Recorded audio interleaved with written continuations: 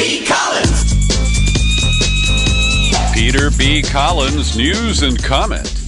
It's Wednesday, January 2nd, 2019. Got to get used to that. Happy New Year, everyone. I hope your break was restful and restoring. Mine was. I kind of checked out, unplugged, watched some movies, hung out with friends and family. And we got a lot of catching up to do on the news and my views that I share with you freely here on the Peter B. Collins podcast. Well, it was last week. I was watching Chris Hayes on MSDNC, and I was mildly shocked because he interviewed Elizabeth Drew, a longtime writer for The New Yorker who covered the Watergate scandal.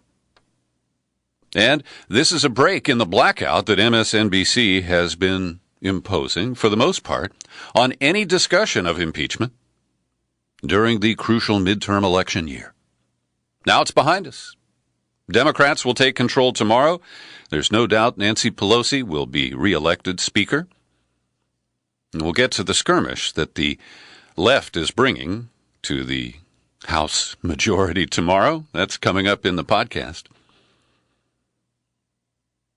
But they allowed Elizabeth Drew to freely talk about impeaching Donald Trump.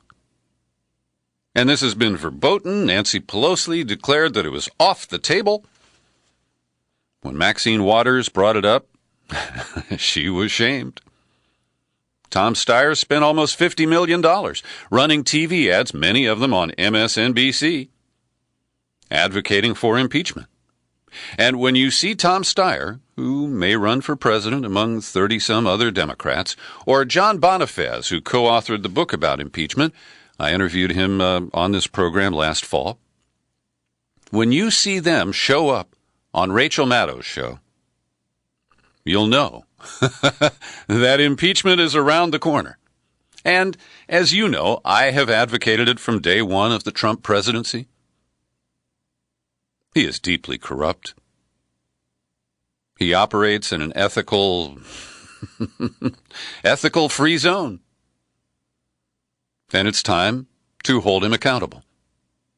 I've heard all the arguments against impeachment, and I'm sorry, it is the duty of the democratically controlled Congress to conduct investigations, to receive the Mueller report, to evaluate Michael Cohen's plea agreement, and in my view, to bring charges against this president. Now, will it result in a Senate trial that removes him from office? I don't know. At this point, I would doubt it. But that doesn't mean that you shouldn't go to stage one, if only to limit his political capital during the next 2 years, to prevent them from ramming through bad legislation because Congress will be preoccupied with impeachment. And let's face it, in a divided government like this, whatever comes out of the Democratic House of a progressive nature is dead on arrival in the Senate or in the Oval Office. And so I believe that it is time to confront an extremist president with the extreme measure that impeachment represents. We will continue to watch this, as you can expect. Meanwhile, Trump is presiding over a cabinet full of temps. It's like they called Kelly or Manpower. Said, let's see, I need an active Secretary of Defense, an acting Secretary of Interior. We've already got an acting guy at the EPA. Maybe they should call Central Casting. They have an interim chief of staff in Mick Mulvaney. And I think Trump likes it this way. He figures these interim people are more likely to knuckle under to whatever unreasonable demands he makes in tweets or in phone calls.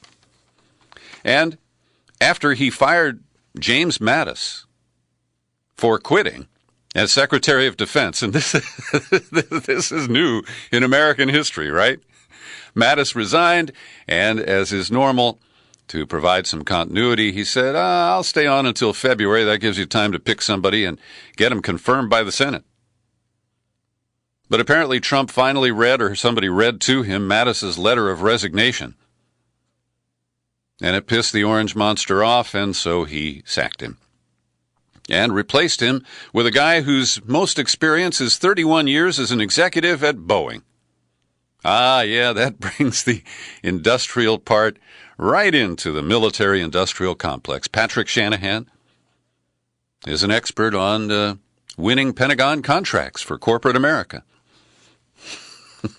And he'll be there until Trump finds somebody willing to serve and the Senate manages to provide a confirmation process. Now, it is amazing how many Democrats rose to defend the heroic James Mattis, the mad dog who gutted Fallujah. Just demolished that town. In one of the bloodiest rounds of battles, there were 2 sieges of Fallujah during our glorious occupation of Iraq. And this is the first time I've found any real respect for James Mattis. Oh, yeah, he was the adult in the room who was there to prevent Trump from acting on his impulses. But he's just another toady to whatever you want to call it, the deep state, the continuity of government people. And so he was followed in his fiery resignation by Brett McGurk, the guy who was a holdover from the Obama administration, supposed to be managing our management of the war in Syria. And I understand McGurk and Mattis resigning. I do. I think that Trump acted in a way that, as I would put it, getting out of Syria is the right decision. But almost everything else about the way he handled it was wrong. To announce it on Twitter, to fail to notify allies, to fail to provide some sort of a meaningful retreat. Yes, this is a retreat. And, of course, the false claims that ISIS has been vanquished. The Islamic State is no more. But make no mistake, Mattis was a tool. And when you see the Democratic hawks so outraged over his principled decision to resign, blaming Trump, keep in mind that MSNBC's ratings during the week that Mattis resigned and the government went into shutdown hit a new peak. For the first time, beating Fox from morning to night. Rachel Maddow now number 1. 4 million viewers a night. She's got Bill O'Reilly's former numbers. And apparently, at a time when Trump was tweeting and lying and destabilizing the markets, people decided to give MSNBC a look, and they scattered away from Fox. Didn't help CNN. But if you look back at that week, it was a parade of liberal hawks slamming Trump and playing the Kurds card, saying, oh, isn't this terrible? Now, I have been predicting since the moment Trump made this announcement that the Kurds are going to be led to slaughter in some form. And it pains me to say that. But the U.S. never made any provision for a post-war moment. Trump is not inviting the Kurds to come to Mar-a-Lago and work. And I think that they will be brutally suppressed, if not slaughtered, by either Turkey or by Syria. Now, in the phone call that Trump made to Erdogan, the strongman who runs Turkey, there was apparently some back and forth over the Kurds because Erdogan agreed to delay his offensive to rout the Kurds from the area just across the Turkish border in Syria. But he said that this is not an open-ended waiting process. So it remains to be seen how all that is dealt with. The Kurds have been trying to set up channels to talk to the Assad government. I can't imagine that there will be any mercy there. And I'm just looking right now at a New York Times article where winners and losers in U.S. plans to withdraw 2,000 troops. Now, it is amazing to me that people think that 2,000 troops in a country as large as Syria, in a conflict loaded with proxy forces, will make that much difference. But it's because Trump made the decision that they just can't stand it. And in the show file for today's podcast, I've linked to a powerful piece from our friend Gareth Porter. He's been telling the truth about America's war machine since Vietnam. And at the American Conservative on December 28th, he explained that Trump gave a speech last year on one of his mob rally tours. He was in Ohio, ostensibly talking about health care. And he changed the subject. We're coming out of Syria, like very soon. Let the other people take care of it now. Very soon, we're coming out. Then there were a series of meetings of the National Security Council, and the adults in the room said, you can't. And he said, get it done. And what Porter reveals is that the Pentagon and the National Security Team tried to buffalo Trump by giving him only two choices: either an immediate pullout or an indefinite presence in order to ensure the complete and permanent defeat of the Islamic State. He gave them 6 months. That would have expired in October or early November. And then in December, did he snap? Did he decide he needed to change the subject because of Mueller, because of the wall, because of North Korea? I don't know. But Gareth writes, the claim by Trump advisors that they were taken by surprise was indeed disingenuous. What happened last week was that Trump followed up on the clear policy he had laid down in April. And you may know, mainstream media reported that on Christmas Day, Israel launched airstrikes on Damascus. 6 Israeli F-16 fighters violated Lebanese airspace, and then they launched their missiles over Lebanon into Syria. They technically, I don't think, crossed into Syrian airspace. That's been reported. We don't know what the objective of the Israeli attack was. 14 of 16 laser-guided missiles were reportedly intercepted by Syrian air defense. But a single source, the 21st Century Wire, I've linked to it, you can evaluate it for yourself, says that 2 civilian passenger airliners were in the air preparing for landings, one in Beirut, one in Damascus, when the Israeli assault began. And because of that, Syria's military defense units didn't deploy surface-to-air missiles and electronic jamming. And so this is, you can call it a cunning move, but it was a very risky move that put the lives of innocent civilians at risk. Now, the government shutdown occurred on Friday, December 21st. My last podcast was the day before, and I had kind of thrown up my hands. I couldn't figure out whether Trump was going to go through with the shutdown or not. But one thing that occurred on Friday, as there was this back and forth with Congress trying to see if they could, the House, the Republican-controlled House in its last gasp, passed a bill with $5 billion in funding for Trump's border wall with Mexico. And then the Senate didn't even take it up. They tried to, but it wouldn't pass cloture. But as that was happening, 2 things occurred. One was there was this very uncomfortable bill signing ceremony in the White House, in the Oval Office. And Van Jones was there, and Jessica Sloan, who I know from here in California. They led the charge for the First Step Act. And they were there to get their work signed and enacted into law.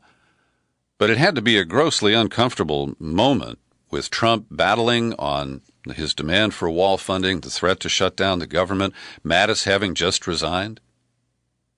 I mean, they were there to observe great chaos. It's bizarre. The other thing that happened before the government shutdown was the Supreme Court, in a decision led by Chief Justice John Roberts, upheld a lower court ruling that slammed the Trump administration for its illegal and flatly unconstitutional attempt to try to limit the offer of asylum to migrants who present at our borders with such a request.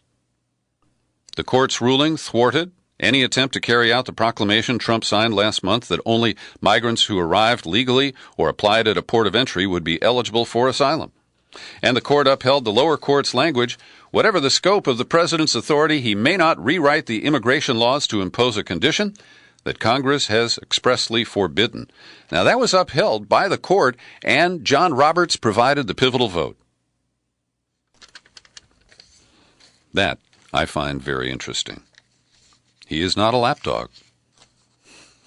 I don't have a lot of respect for Roberts, but in this case, he made the right call.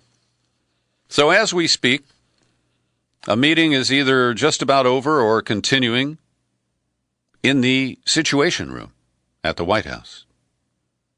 And it's with Trump and leaders of Congress. And they moved into the secure White House basement, where military operations are tracked and other sensitive discussions are held, as Trump and his aides want to infuse a sense of national security crisis into the immigration discussion. It's bullshit. It's optics, it's theatrics, but that's what they're trying to do. So with Democrats taking control of the House tomorrow, there will be a bill to end the shutdown, and it would fund the shutdown parts of government through the end of the fiscal year, September 30th, and limit funding for the Department of Homeland Security to February the 8th. And that is the tactic that the House Democrats are putting forward. And in preparation for the meeting, Trump repeated his false claims about the border wall, that Mexico is already paying for it, and that much of the construction has already been completed. Now, this is rather puzzling. He spent the whole holiday break at the White House trapped there because of the government shutdown and his own ego. He did make a side trip to Baghdad for 20 minutes or so, little photo op there. But beyond that, he's been hunkered down at the White House and feeling lonely and feeling sorry for himself, and I guess that's when he makes up some of his most fantastical lies. So, to the point that he claims the wall is already being built, well, the Republican-controlled Congress enacted legislation barring any money from being spent to do that, and no such wall construction has occurred. And, of course, it was his cronies at Foxy Friends and El Rushbo on the radio who put the pressure on Trump that caused him to cave on the continuing resolution that would have left the government open and, of course, not provided any funding for the wall. And today there was a Rush clone sitting in for Limbaugh, and he flatly said that nobody has threatened to close the southern border. Well, I don't know where that guy got his information because I'm holding a New York Times story from December 29th. Trump says he'll close the border if a wall isn't funded. And in the meantime, tear gas was fired upon migrants who were trying to climb over the fence near San Diego. And in a Happy New Year message, our people fired tear gas at them. They arrested about 25 people. Some of them were trying to climb over a fence or hoist kids over the fence, and they were blocked. Also, we learned during the holidays that in Arizona, charges were filed that those who are responsible for running the facility, that's a prison where minors are being held, and it's run by a nonprofit called Southwest Key. Well, there is video that surfaced showing one staffer dragging a child into a room by his arms, then shoving him at a door. The child is seen swinging his arm at the officer, who then slaps the child. In another incident, two staff members are dragging two kids by their arms through a door while the children appear to refuse to move their feet or stand. So Maricopa County Sheriff said, well, we looked at this, but we're not going to file any criminal charges. And after the video was published by the Arizona Republic, they decided to submit the case to the Maricopa County Attorney's Office for review. The other thing that Trump has been sensationalizing and lying about is the murder of a police officer here in California during the holidays. It was in the Central Valley in a small town called Newman, and during a DUI stop, the suspect reportedly opened fire and killed the officer. Now, the suspect has been named as Gustavo Arriaga, and he is not a legal resident of the United States. We've seen no evidence, but he's accused of having gang affiliations. He does have a prior DUI, and he's also been arrested for immigration violations. So Trump seizes on this, and with a lot of help from Stanislaus County Sheriff Adam Christensen, who's been to the White House and sat right next to Trump as they denounced sanctuary cities and sanctuary state policies. Well, Christensen led, and Trump echoed, that this is another case where sanctuary laws and the failure to have a wall allowed this cop killing to occur. And let's just deal with the single legal issue here. Did sanctuary laws protect Arriaga from deportation in 2014 when he was arrested on DUI? And the answer is no. California's sanctuary law, which Christensen claimed had kept law enforcement's hands tied, didn't take effect until 2018. The law prohibits police from asking people placed under arrest about their immigration status or keeping them in custody at federal immigration agents' request. But it was not in effect at the time of his prior contact with police officers.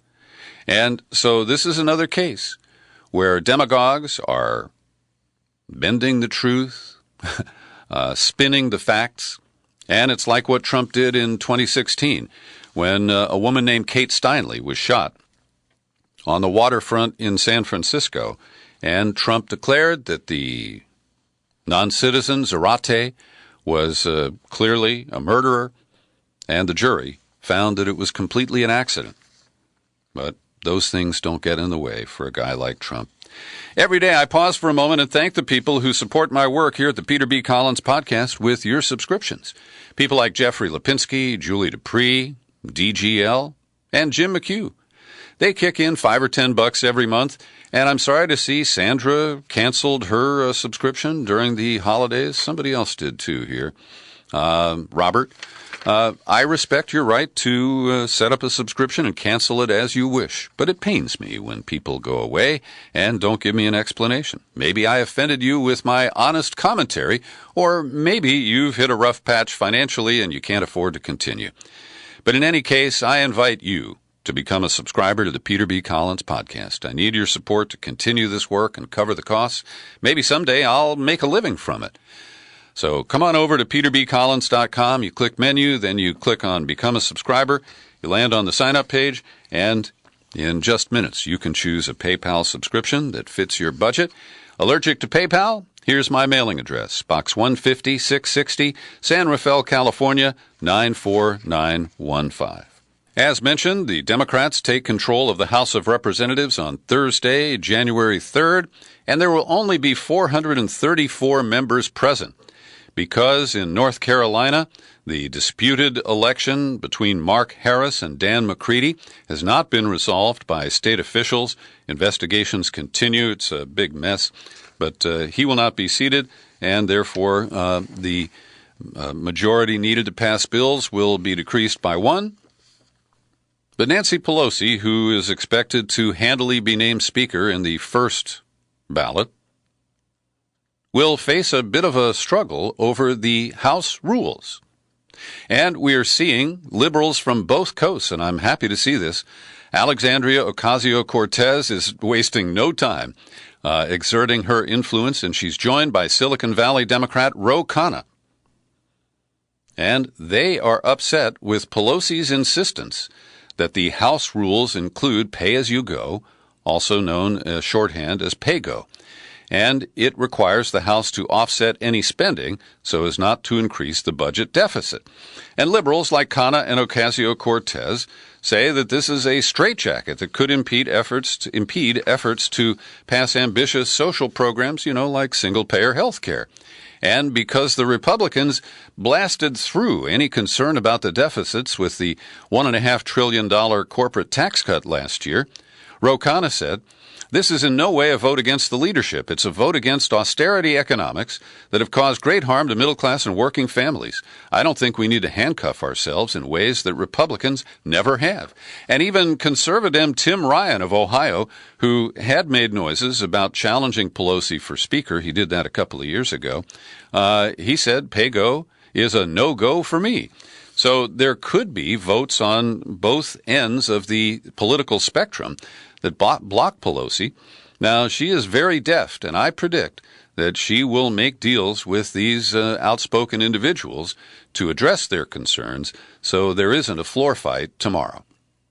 The other issue is about the Select Committee on the Climate Crisis, also called the Green New Deal Committee, and there is disappointment from Ocasio-Cortez and other progressives that the committee doesn't have subpoena power and is not what they had envisioned, and I think they will keep pressing Pelosi to move in that direction. Now, as I mentioned, the Democratic field for president is quite expansive. Jay Inslee, the governor of Washington State, today announced that he will consider running on a climate change platform.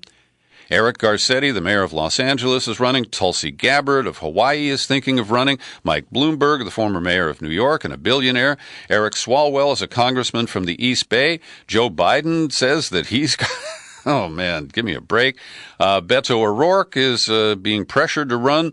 Bernie Sanders is making the noises. He has received a petition from lefties to burnish his foreign policies positions, and I think that is well-deserved and properly aimed. So we're going to see a flurry of activity here over the next weeks and months. And every time somebody announces, yesterday it was Elizabeth Warren, we see reports that say, hey, take a look at Elizabeth Warren's record. And last week it was Beto O'Rourke. And Beto O'Rourke was dinged by Norman Solomon, the lefty activist, and by journalist David Sirota. And our friend and listener and big benefactor John Zweibel in Hawaii, he's pissed at David Sirota. He thinks Sirota has attacked Beto O'Rourke. And when people post the truth about Elizabeth Warren's weak record, particularly on foreign policy and on Israel-Palestine issues, she's getting better. I will concede that. But these are seen as an attack. And on Facebook, I'm hearing Democrats tell other Democrats, sit down, shut up, only say positive things about your candidate, don't criticize anybody else. And I'm sorry. That's what got us into the mess in 2016. We must have an unfettered debate. Everything is fair game, including Bernie Sanders and his record. Nobody is off limits for criticism and for fair evaluation as they make their case to become president. And even Tom Perez, the corporate guy who's running the DNC, expecting as many as 36 Democratic candidates to join in. Well, they're going to have 12 debates, half of them this year, half next year. And it appears that he has learned some lessons from the ill-fated rule of Debbie Wasserman Schultz. Let's hope so. Meanwhile, Mitt Romney wrote an op-ed that appeared in the Washington Post yesterday, criticizing Trump. He has not risen to the mantle of the office. And some people think that Romney is lining up to run against Trump in 2020. It's okay with me. But you got to ask. I mean, Romney has been like Jeff Flake and Bob Corker, the two men who left the Senate. I guess today's their last day. They made noises about Trump. But like Susan Collins of Maine and a few others who occasionally have criticized him or disagreed with him, they cave when it comes to a critical vote. And, of course, Trump piled on with a tweet against Mitt Romney today, telling him to be a team player. Romney's niece, who Trump made chair of the Republican National Committee, Ronna McDaniel, said her uncle's words are disappointing and unproductive, feed into what Democrats and the media want. Same rules apply. Democrats or Republicans. Nobody gets a pass. Nobody gets protection. I want to recommend two great pieces that were published over the holidays about the Russiagate narrative. First, from Aaron Matei, who has surfaced as a very bright young journalist, writing once again at The Nation. Headline reads, "New studies show pundits are wrong about Russian social media involvement in U.S. politics." And he takes apart the December 17th report in the New York Times that was based on this outfit called New Knowledge, claiming that African Americans were manipulated by Russian posts on Facebook, and that accounts for the reduced turnout of blacks in 2016.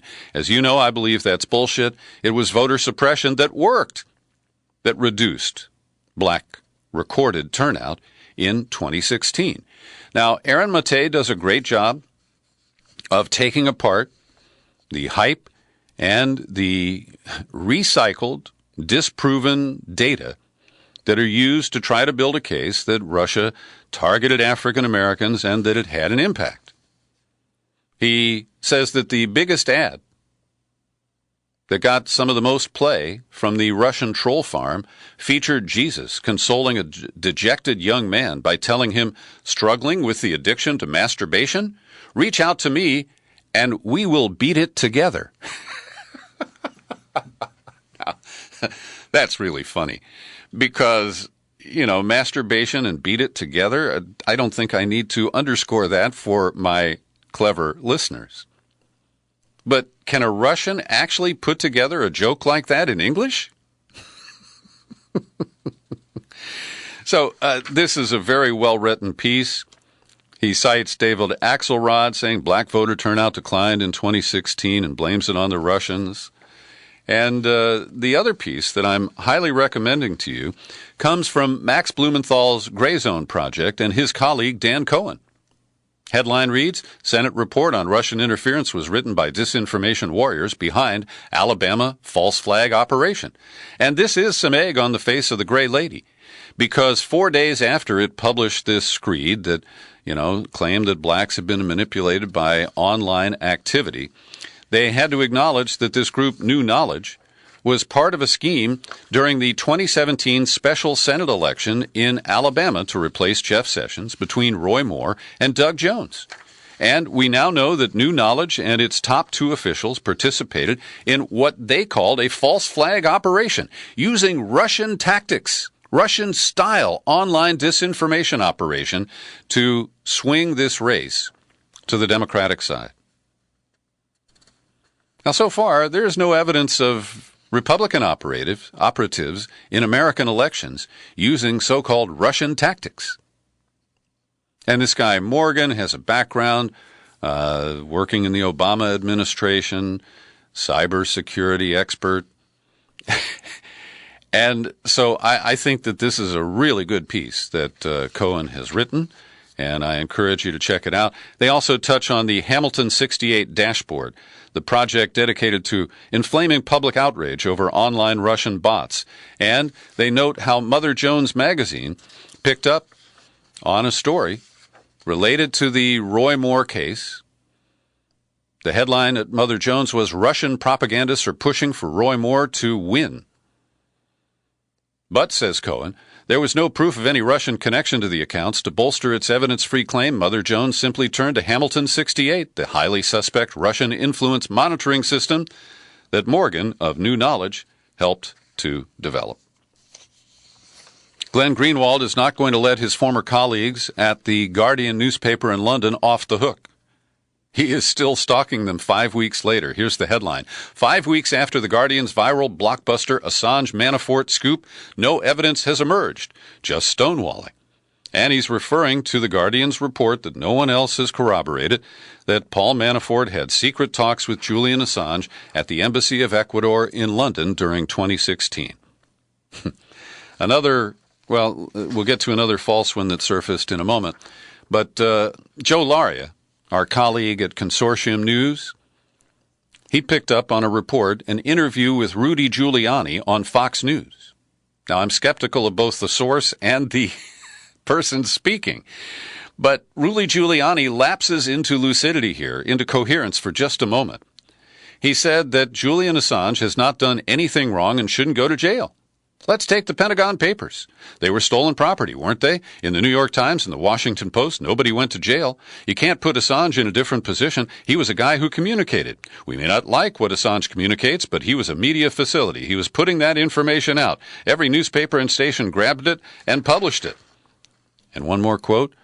Giuliani said, I was with Trump day in and day out during the last 4 months of the campaign. He was as surprised as I was about the WikiLeaks disclosure.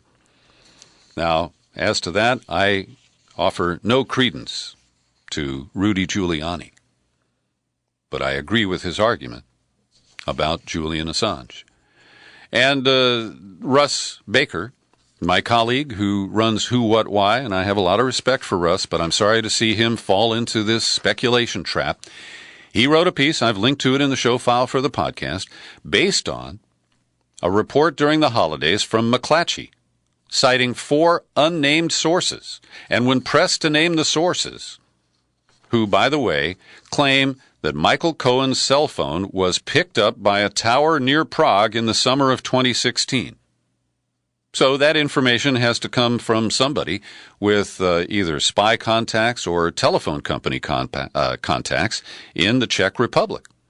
At any rate, when pressed to identify the sources, Greg Gordon at McClatchy said the sources were not government officials, did not have direct knowledge of the intelligence themselves. They have, quote, some of the sources have government sources, and some of the sources are people who have told us that they have trusted intelligence-type sources that they get information from.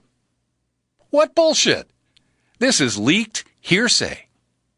Without any, we're not claiming it came from the German intelligence or British intelligence or anybody who's intelligent.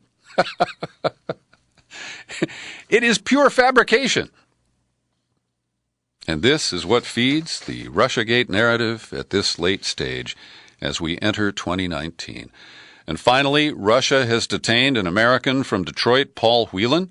He's head of global security for a Michigan-based auto parts supplier. He was in Moscow for the wedding of a friend. He's a former Marine who served in Iraq. And the U.S. is denying that he is a spy. I'll leave that question for resolution later.